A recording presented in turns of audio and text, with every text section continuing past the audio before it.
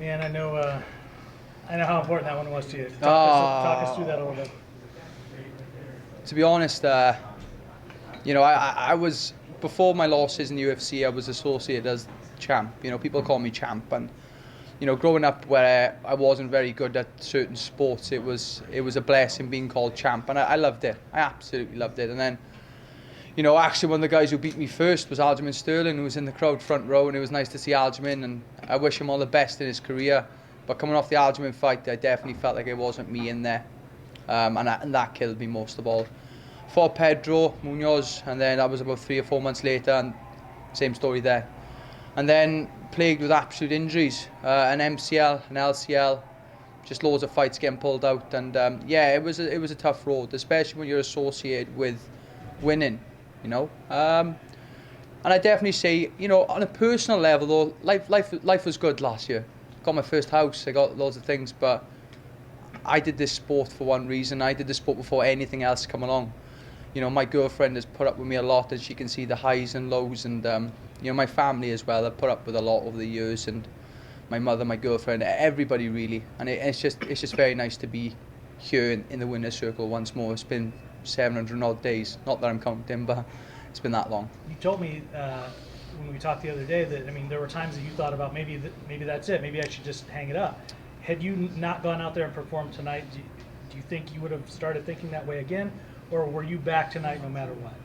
Was that thought never going to cross your mind? I honestly, I would love to sit here and say that it wouldn't have mattered, and if I'd lost, I'd still love this sport, but generally, I don't know.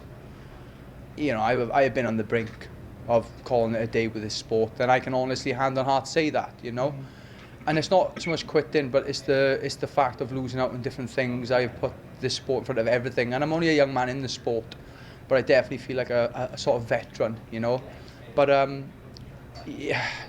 going back to like March time last year, I would definitely say I was on the brink, yeah.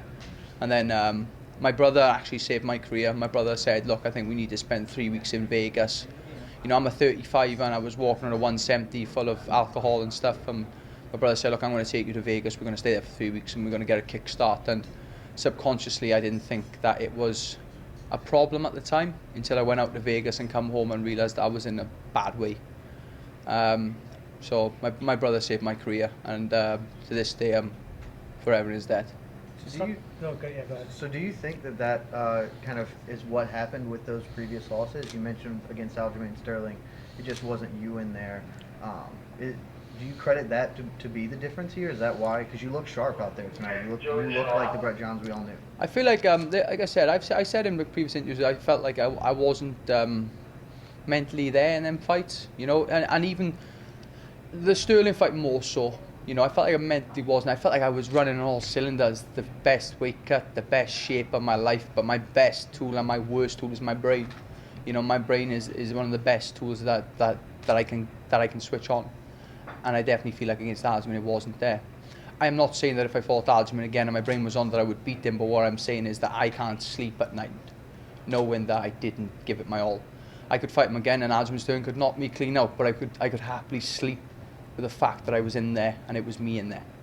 And yeah, it was tough to accept them, Is that an actual, do we consider that a call out? Or is that just a fight that's on your list that, hey man, if I could get it again, I would take it? No, at the end of the day, he's, let's not joke around it. That guy is in the skies, and I wish him all the best, and I genuinely do hope he wins that belt. Would I fight Aljamain again? Of course I would, I'm a guy in a sport where we were required to fight each other, and if I was afraid of one person in this division, I wouldn't have been in this division. I'd sign up to go and fight somewhere else, like any other promotion, Sterling's way higher than I am at the minute, and I'm not going to be that arrogant fighter and call him out. Of course I'm not, Will our paths cross one day? Maybe. Will mine and Tony Gravely's paths cross one day? Maybe. And I'm almost certain that these guys, I might fight one of them again, Let's not take away the fact this is Tony Gravely's first debut fight in UFC. There's a lot of jitters there. Next time might not go my way. I'm a realist. I'm not a guy who is who's going to blow smoke up anybody's ass, but with me, myself, I'm a realist, and I'll get in there with anybody, and honest to God, mark my words, I would walk in there tomorrow, Brock Lesnar, I do not give a shit, how soon do you want to do it again now after tonight? Because I know the layoff was killing you. Yeah. But now, I mean, we're early in the year. I mean, how many times do you want to do it this year? And do you have any idea who you might want to do it with? I want to fight at least 3 times. You know, I've got a number in my head, 4 maybe if I can push it.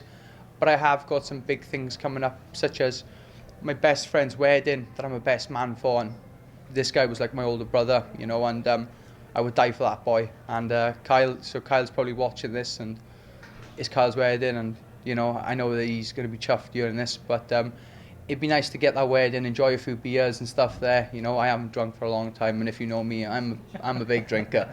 So it'd be nice to celebrate tonight, and then going back home and seeing the boys, and we'll see what happens. I want to fight soon though, so let's not take it away. I'm not going to be 8-9 weeks on the binge, but you know, maybe it's a future thing. You got your brother here in town. Yeah. Your training partner Aiden James with you in the corner as well. How much does it mean to share this with those guys as well? Man, like Aiden's sorry. So Aiden's a guy who come up through the ranks. I was winning world titles when this kid came on the corner, and he was like Aiden would admit this himself. He was like a kid from Merthyr just coming up to train, and I was already winning world titles, and he's doing his own little thing now, and he's a very successful fighter. And I took him out of this camp, and he just absolutely turned my life upside down. You know, he made me have the best. It's the best I've ever felt coming into a fight, and he is like my younger brother. You know, my other brother Ashley, who does this completely out of pocket. You know, he takes 3 weeks off work. So I want to thank the Roman boys who he works for letting my brother come out, because them two, and Wally. Wally's another guy who come out early, and Chris. But I know Wally's back. Wally's got a little boy back home, Reggie, and he's coming away from him for 2 weeks. It was just I have a lot of people who support me, and I never take it for granted at all. And just thank you to everybody who's a part of this, and thank you to my teams back home, the KGB and Chris Reese Academy.